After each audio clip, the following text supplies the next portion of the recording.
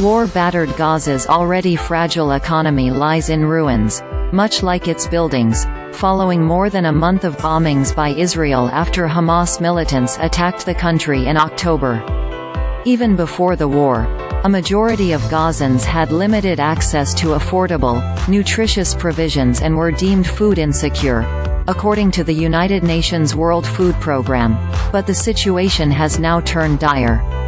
About 80% of Gaza residents were reliant on some sort of international aid before the latest escalation. Gaza's economy is 100% dependent on two sources of revenue: foreign aid and access to Israel's labor market. The latter is now gone, probably forever. The only thing remaining is foreign aid, Marco Papik, partner and chief strategist at Clocktower Group, told CNBC via email.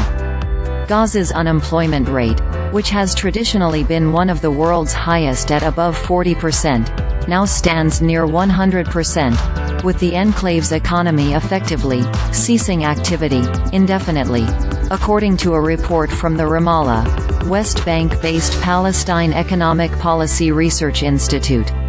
Over 1 month into the war, Gazans have lost at least 182,000 jobs, or 61% of the workforce, according to the International Labour Organization.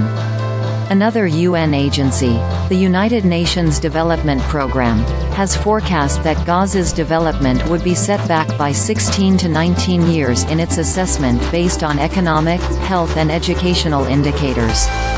On October 7, Hamas militants launched a multi-pronged attack by land, sea and air and infiltrated Israel, killing approximately 1,200 people. In retaliation, Israel launched airstrikes and a ground invasion into the Gaza Strip, which has so far killed more than 14,500 people in the enclave.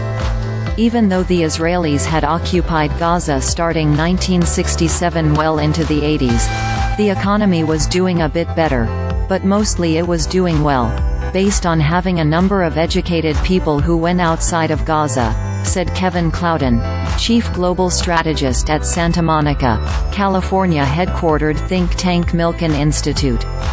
Gaza was under the control of Egypt from 1948 until mid-1967 before Israel seized it along with the West Bank following its victory in the Six-Day War against a coalition of Arab countries. In the first 25 years of Israeli occupation, Gaza had both people working inside Israel, and it had its own local economy.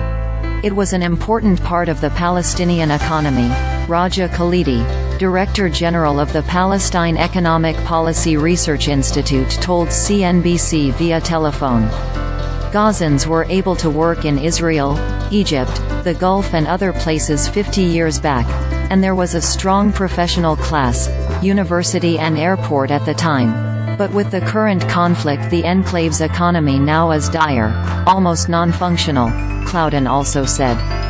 Israel had issued about 18,000 permits for Gazans to work and live in the country and its settlements in the West Bank, but they were revoked after the October 7 attack.